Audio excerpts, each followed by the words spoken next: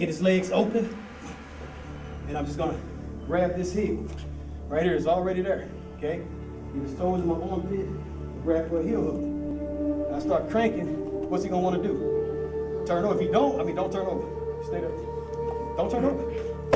All right, then you're gonna get his leg broken. So the best thing for him to do is turn over. He turns over, now it's real bad. Real bad, baby.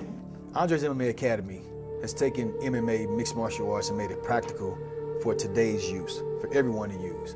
In situations such as child abduction resistance, we have a safety program, women's self-defense, home invasion, avoiding and evading muggings, burglary. All these things are the attacks that people have to worry about today. So our techniques here at Andre's MMA Academy are not only designed for us to use in competition of a cage fight or a boxing match, but they're designed for the everyday person to use when their life is on the line. Self-defense is not hard at all. All it is, most of it is just a response and a reaction. Most of it is awareness. And once you learn the awareness, you learn how to keep yourself out of position to even be attacked.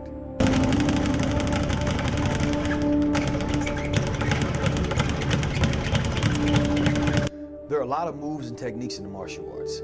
And understand, when the martial arts first existed, it was for fighting.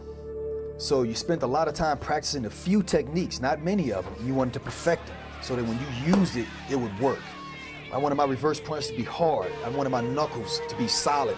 So I punch brick every day to make them hard, so when I hit my opponent, it's going to hurt and injure him.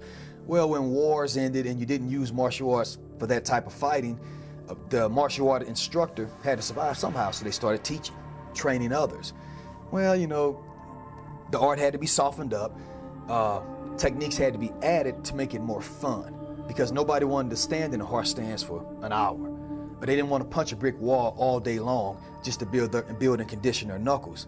So this brought in a lot of techniques that have not been tested and used in a fighting situation. And a lot of times that's what your commercialized martial arts has in it. So a lot of the techniques that they're training with aren't even usable.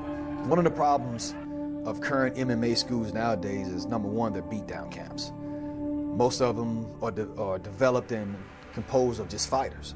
So the everyday person who has a regular job, who can't go to work with a black eye tomorrow, can't even work out or train here. Because when you come in, it's just a competition of who can beat up who. And if you're not a fighter, of course you're going to lose every time you go in and train. Well, Andre's MMA Academy is designed so that everyone can train here without the worry of being injured by these beat-down type camps. The other thing missing in most of your mixed martial arts schools is traditionalism. The respect, the discipline, the bowing. Good job. Thank you, sir. Thank you, sir. A lot of MMA schools even pride themselves off the fact that you don't have to bow them. But what you're not understanding is, as a martial artist, and me instructing you as a martial artist, I'm teaching you how to fight. I'm teaching you how to hurt people. I'm even teaching you how to kill people. So there has to be a strong traditional discipline that forces you to stay under control. Whereas that's the big problem you have with some MMA schools nowadays.